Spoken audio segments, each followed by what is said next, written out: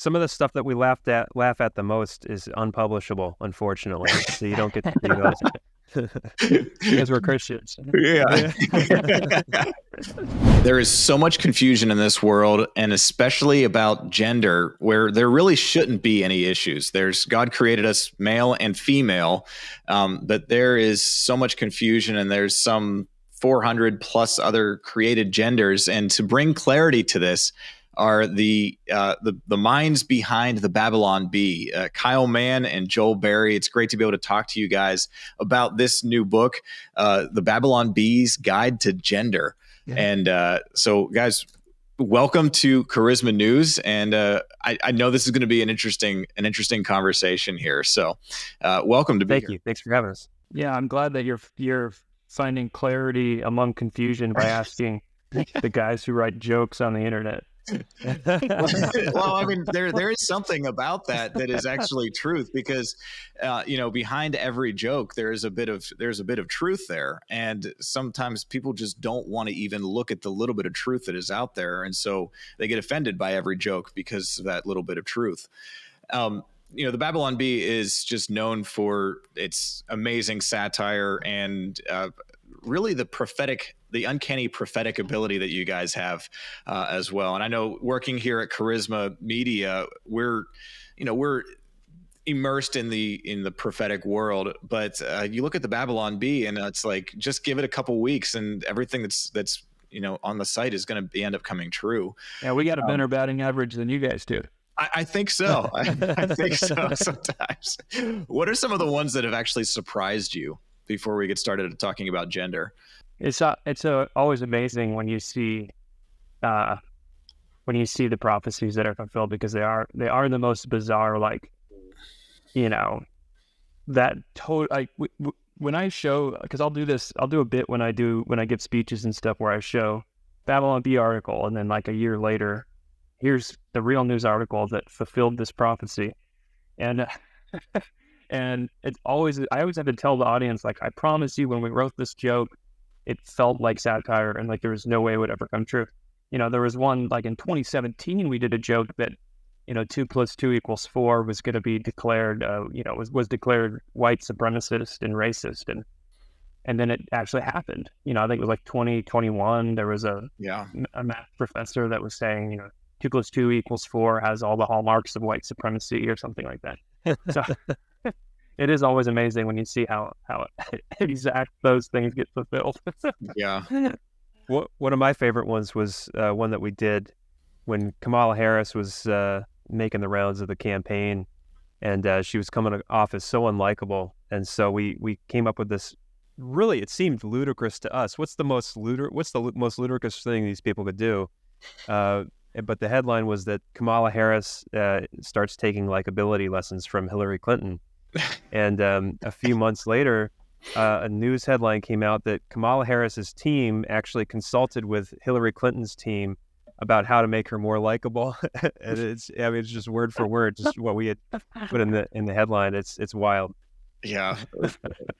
So, I mean, as we're talking about these stories right now, you guys are laughing about this, and like, how much, as you are writing this with the other people that you're collaborating with, like, how much laughter is actually happening behind the scenes? I mean, you have to have that. You have to have a good humorous attitude, and you have to be able to laugh at yourself and the world, in order to be able to write good jokes. And if you're in a bad mood all the time, you're not going to be able to do it. So, and particularly, you have to have a good sense of humor about yourself, I think, and you have to be able to laugh at yourself and be the idiot, or else your humor is going to be bitter and always outward facing. And I think it's really important for us at the Bee to always have a joyful, happy spirit. So yeah, when we're writing the jokes, there's a lot of laughter, amongst the writers for sure. Yeah. Yeah. Some of the stuff that we laugh at the most is unpublishable, unfortunately. So you don't get to see those because we're Christians. Yeah. Oh man. Well, one of the things that really caught my attention, and I wasn't the only one that it caught their attention. During the pandemic, I lived in Pennsylvania, and so we had this health secretary that grew to national prominence. And this Richard or Rachel Levine, I forget which day it is, but anyway, this, so I was seeing this person on TV all the time, and we just were like, I can't believe this is actually happening. And then you guys decide to name Rachel Levine the Man of the Year, eventually getting yourselves banned off of Twitter, which led to Elon Musk buying Twitter to get you guys out of jail. So could you just talk about how this whole gender craziness, how do you guys decide to really deal with this? Well, some of our early huge articles at the Bee were related to gender. We had one about a motorcyclist who identifies as a bicyclist, winning the Tour de France. We had one where an old man, a grown man, identifies as a 12-year-old and crushes the game-winning homer at the T-ball championship. Some of those were doing really well, and I feel like that was almost before it was simmering under the surface of the culture at that time, and it was kind of before it all came to a head. I think, as writers, we kind of go where the conversation is. We kind of try to run into the fire of where the big cultural fights are, and so that's the big cultural fight now. There's a lot of talk about it. There's a lot of back and forth about it, and it's always relevant, and it's always funny. I mean, you don't have to exaggerate gender theory, gender ideology that much for it to just be very funny on its face. Well, that's like the stereotype. It's like conservatives only have one joke. They keep making fun of liberals for this identity. Anybody can identify as anything, but yeah, we keep making the same joke, but they believe the joke. Like, that's what makes it funny, is that they still believe the most ridiculous thing, and so as long as that's funny, we're going to keep making fun of it. Yeah. And so making fun of it, you have this new book coming out, the Babylon Bee Guide to Gender. And just tell me about how this came to be. Like, why did you go from, hey, let's write some funny articles, to, hey, let's publish a book about this? Yeah, it always felt like our satire would translate well into written material. And we've done 5 books now. We had a book that was focused on Christian culture. We had a best of book. And then we have the guide series, which we have Guide to Wokeness, Guide to Democracy, and now Guide to Gender. And the guide books have proven to be a successful series and a lot of fun, because we get to take the same kinds of jokes that we make, but really they have more room to breathe now. When you write a headline for the internet, it's very much, you get one shot at this. You got 75 characters maybe, and you have to make it count. It has to be really good and punchy. So it's a really unique style of writing for the internet. Or with a book, you get a little more chance to do some of the silly jokes, some of the goofy jokes. We can let our minds wander a little more and do those unpublishable jokes a little bit. So and we get to draw stick figures. So to get paid to draw stick figures is just a dream, really. There's so many great stick figures in this book. I mean, it's just being able to look through the sample that I have. And I mean, you have, of course, you're explaining about male and female, and then you go into the other 373 other genders or whatever number. You guys had a lot of 470 something. Okay. You guys must have had a lot of fun. Only bigots believe in just 373 genders. Oh, I'm sorry. How do I pay my penance? How do I do that? But like, you guys, I mean, some of these are, I guess, real ones that are out there, but you guys had to create some too, right? Yeah. Yes. Yeah. Well, we made up some ridiculous ones, but I don't doubt they're probably real at this point. Yeah. And that's the sad thing about this book, is it's already outdated. We wrote it less than a year ago, and there's more genders than we were able to put in the book. Yeah. So what are some of your favorite chapters or sections of the books that we want to just talk about, to let people know, like, if you're going to buy this book, definitely this is Joel's favorite part or Kyle's favorite part? Yeah, I'm always about the stick figures punching each other, so every single one of these guidebooks, I always manage to wedge in a chapter that's like how to fight people, but I make it work with the theme of the book. So Guide to Wokeness, I'm like, how to punch Nazis, and Guide to Democracy, it's like how to beat your political opponents. And this one, what did I do for I got something in there like, oh, it's I think it's like how to spread the loving message of gender with violence or whatever. And and so we have a lot of great stick figures punching each other in this book as well. That's always my favorite. I know, Joel, you probably like the man and woman Yeah, I sections. like the really sexist humor. So I'm a bigot and a misogynist, and we had some fun with the first 2 chapters of the book. We had a chapter on men and a chapter on women, and in those chapters, we really just kind of got to play with those classic male-female tropes and stereotypes that have been kind of a staple of comedy for so long, which I love. And from there, you kind of leap off the diving board after those 2 chapters into the complete insanity that is all of the other genders. And so it's fun. It's a good way to start the book before you delve into the craziness. Yeah. So what type of research do you have to do for putting something together like this? Because obviously there's a lot of humor, but you're putting together an actual good argument too at the same time. You don't even want to see my Google search history after working on this book. Yeah, our Google search, our image folders of all the things that we had to save, and yeah, it's we swear not pretty. This is for the book. You know, my philosophy generally with writing jokes about serious topics or jokes about real news stories is like I want to know enough about the story where the joke works and functions. But I do think there's I don't want to get too bogged down in detail, because if you really start to think about a joke, it always breaks down, and the more details, the more like we did a joke about stormtroopers one time that, they I don't know, they couldn't shoot a target or something. And the title of it said something about laser bolts or something. And I'm like, this doesn't work. They don't shoot laser bolts. It's superheated plasma bolts, And I'm angrily messaging Joel like, we got this joke wrong. They're not lasers. And so the more you know about a topic, like the less the joke works sometimes. So I like to get a glance at it. There's a Seinfeld line. It's not an appropriate joke, but you want to glance at it and then just get a sense of it and then turn away. So that's all the research I did on gender for this book. Yeah, and the voice of the bee is kind of like, we're not supposed to be the experts. We're kind of just these reporters giving the straight news from clown world, and we kind of part of the comedy of the book is we're pretending to be experts when we're really not, and we're actually kind of dumb.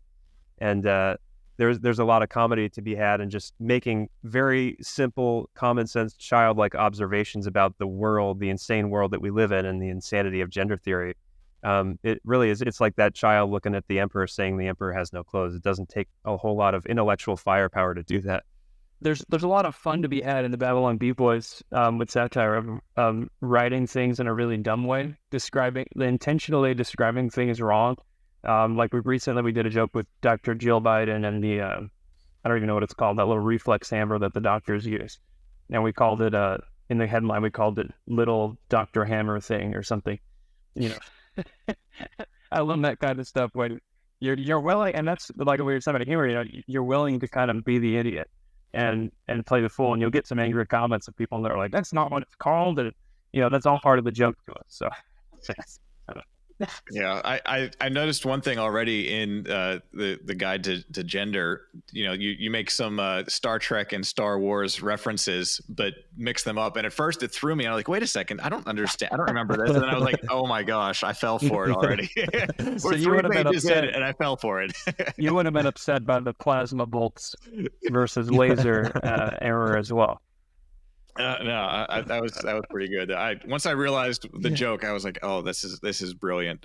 So, we're dealing a lot with humor, and that's one of the best ways to look at the world.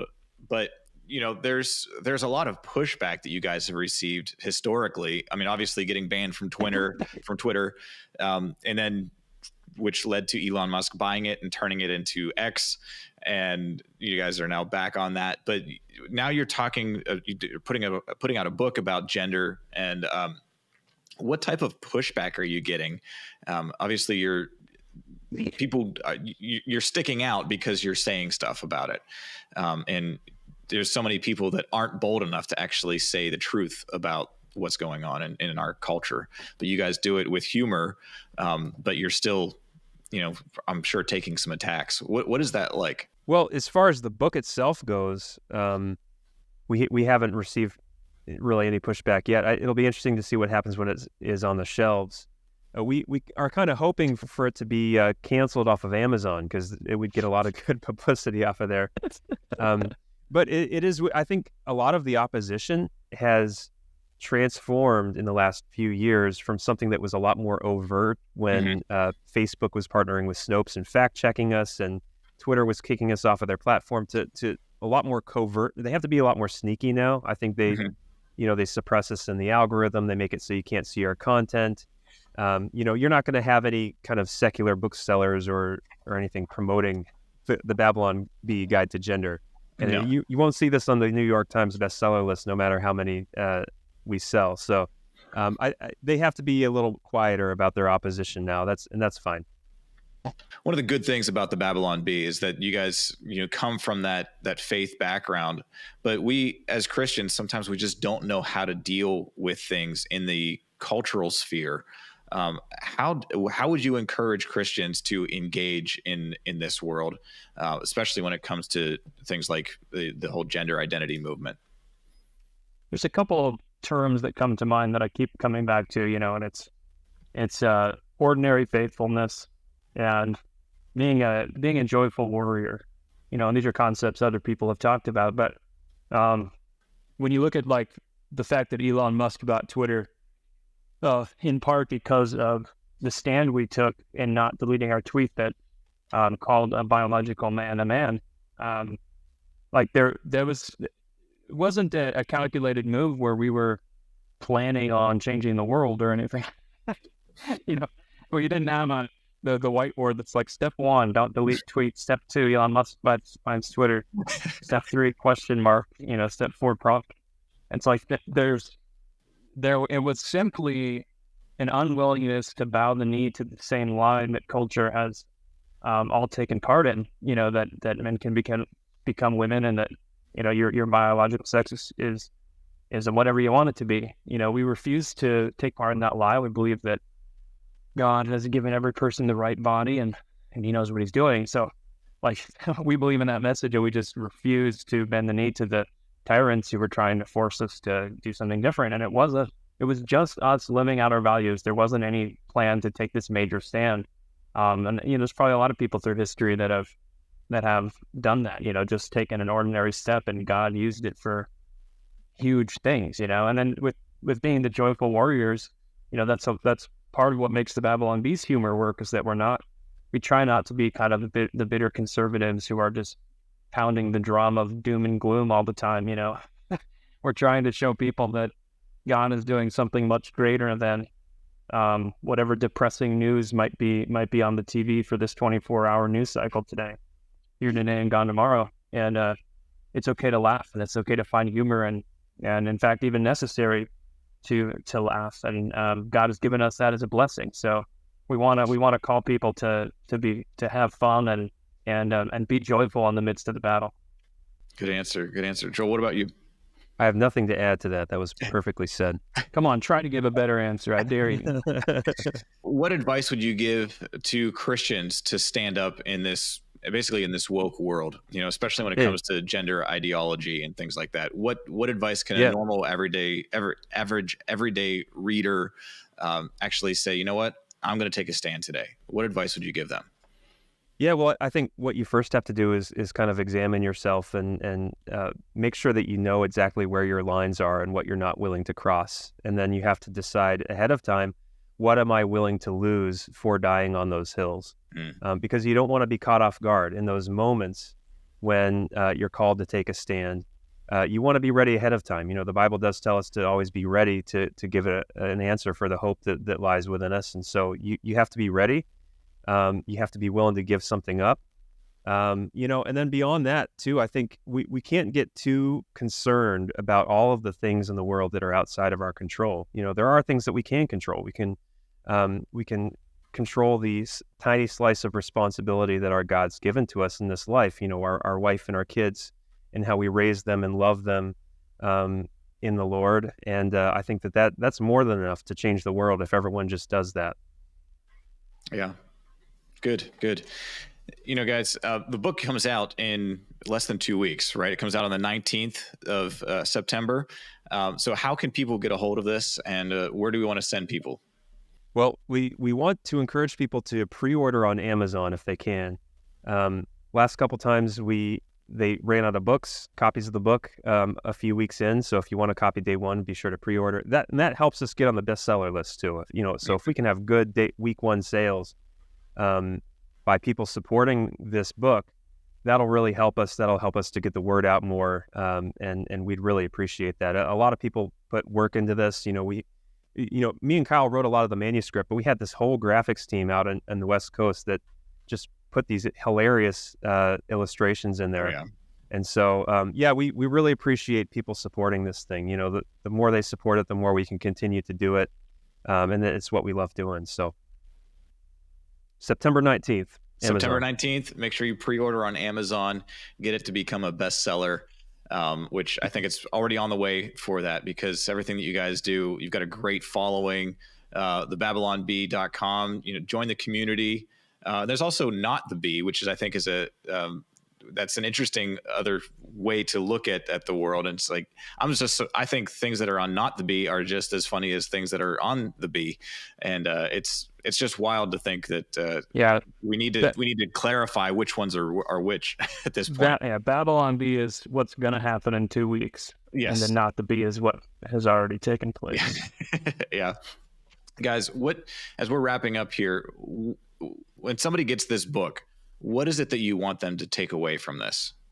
Generally when I write a joke, I really want to write the best joke possible that is just going to make people laugh, and that's one reason that conservative comedy and Christian comedy tends to not be great is because we always want to make a point, and we don't try to make the best joke possible because we sacrifice the humor and the art form in favor of really trying to get a point across and hammer you over the head with it. Obviously this book does make a point, and it's parodying the ridiculousness of gender theory on the fringes of the left. But I really hope that it brings levity to people because when you can mock a bad idea, you really take the power out of it. There's a good Mark Twain quote about that I can't remember right now. Jill probably knows it. But you can really, the only real power or the most powerful thing that we have against a lie is just to make it look ridiculous. Yeah. So I really hope people see the ridiculousness of gender theory and also just have a great time laughing at funny stick figures. Yeah. Yeah, and I think laughing with like-minded people, it gives people courage too. I think, if we can embolden the people who read this book through these jokes, through the laughter, that yes, this enemy, it's not some kind of insurmountable, impossible giant that we can never defeat. It's really a very ridiculous and silly thing that we can laugh at, and that laughter will make it collapse ultimately. So I think I hope it'll give people that hope and that courage to just laugh. Yeah, and that is a good thing. We all need to laugh. The Bible talks about how a merry heart is like medicine. That's a good thing. And, we need to be able to laugh at this world and the things that are going on, and to be able to know that what the truth is, and that we can always stand on the word of God as our truth, and knowing that Jesus is the author and finisher of our faith, and we can rely on him, even as the world is going crazy around us. So I would just want to encourage everybody to get a hold of this book and go to Amazon and pre-order that so that it can become a bestseller. Kyle and Joel, thank you guys so much for being here on Charisma News to talk about this new book, The Babylon Bee's Guide to Gender. Thank you so much for having us. From 1975, Charisma has been at the forefront of reporting on revival, miracles, and the move of God in our world. Charisma Magazine is now going exclusively online to reach beyond the physical barriers of a print issue. Charisma Magazine Online is committed to bringing you the very best spirit-led content to inspire your walk with God in this upside down world. Go to mycharisma.com for exclusive content today.